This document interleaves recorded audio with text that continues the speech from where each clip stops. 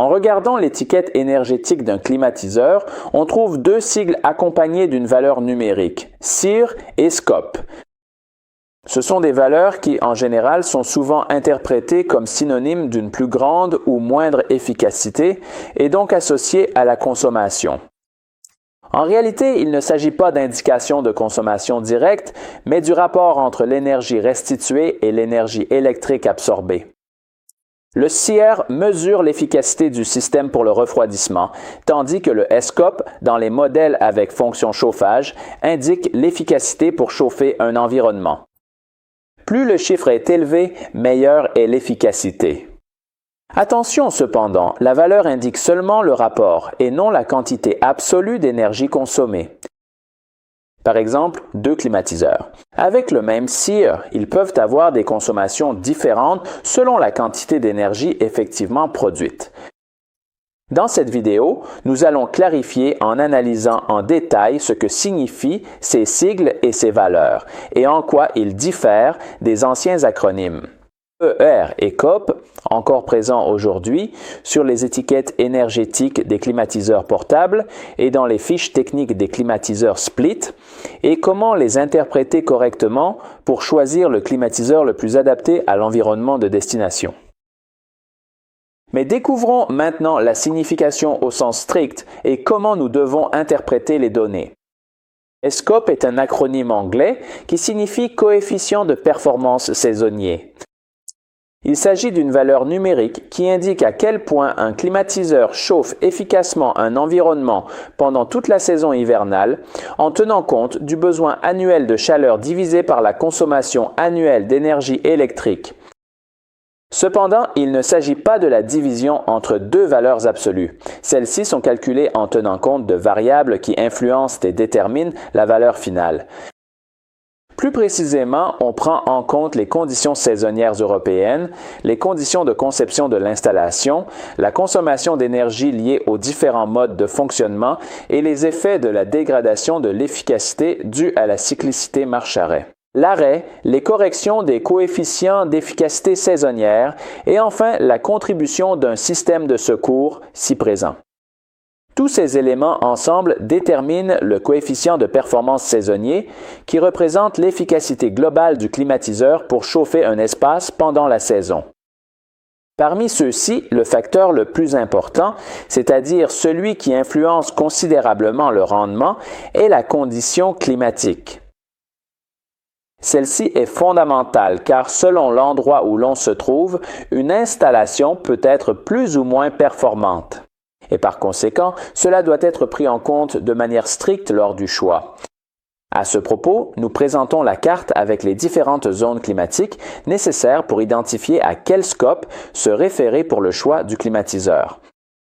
Les zones oranges indiquent les climats les plus chauds, avec un besoin de chauffage faible et une efficacité saisonnière plus élevée. Les zones vertes les représentent des climats tempérés avec un SCOP moyen. Les zones bleues correspondent aux climats les plus froids. Là où un chauffage plus important est requis, le coefficient saisonnier est plus bas. Cela signifie qu'en fonction de la région climatique d'utilisation, il faut regarder la valeur du SCOP relative à cette saison. Ici cependant, je souhaite apporter une précision. La réglementation impose d'indiquer uniquement une valeur saisonnière, c'est-à-dire le SCOP moyen, et sur la plupart des étiquettes énergétiques, c'est cette référence que l'on trouve. Cela signifie que si le choix doit se faire pour une zone géographique verte, la comparaison est possible avec tous les climatiseurs. En revanche, pour d'autres zones, ce n'est pas le cas. Dans ce cas, il est conseillé de rechercher des modèles qui présentent les données dans les conditions géographiques concernées. En réalité, de meilleures performances dans la zone verte ne correspondent pas nécessairement à de meilleures performances dans les deux autres zones. Coloration. Cela étant dit, j'aimerais ajouter une remarque concernant la disponibilité de l'étiquette énergétique, souvent omise des sites web et qui nécessite des recherches plus approfondies. Voici donc l'astuce pour le faire rapidement. Tout d'abord, il est nécessaire d'identifier un ou plusieurs modèles qui vous intéressent.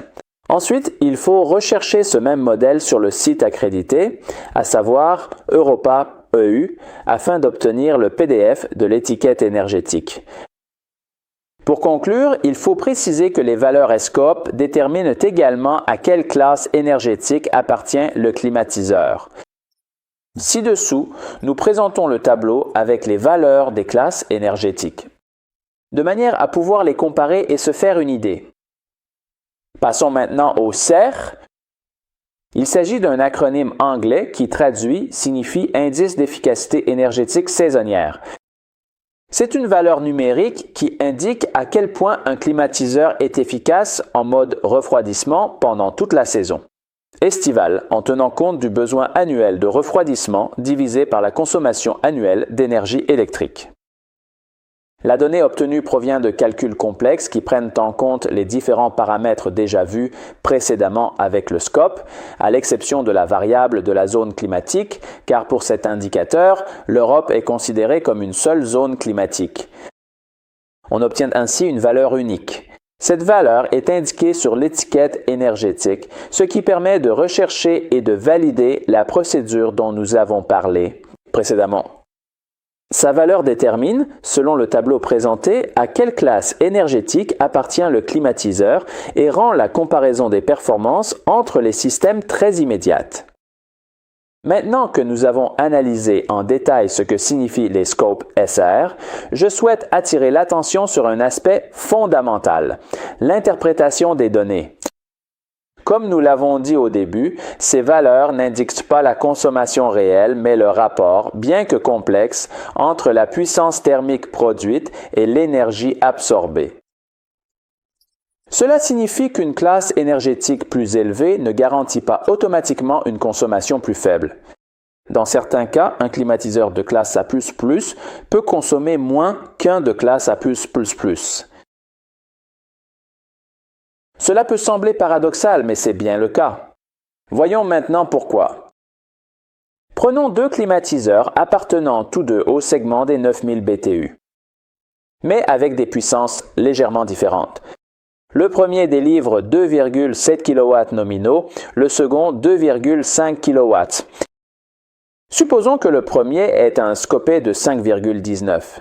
Il entre donc dans la classe A++, tandis que le second a un scope de 5, donc également en classe A++. Pour obtenir ces valeurs, merci. Le modèle A++ consomme en moyenne 520 watts, tandis que le modèle en 2+, consomme 500 watts. Dans ce cas, le climatiseur de classe A++ est techniquement plus efficace car il produit plus d'énergie utile pour chaque kilowatt consommé, mais en termes absolus, il consomme plus que le modèle en classe A++.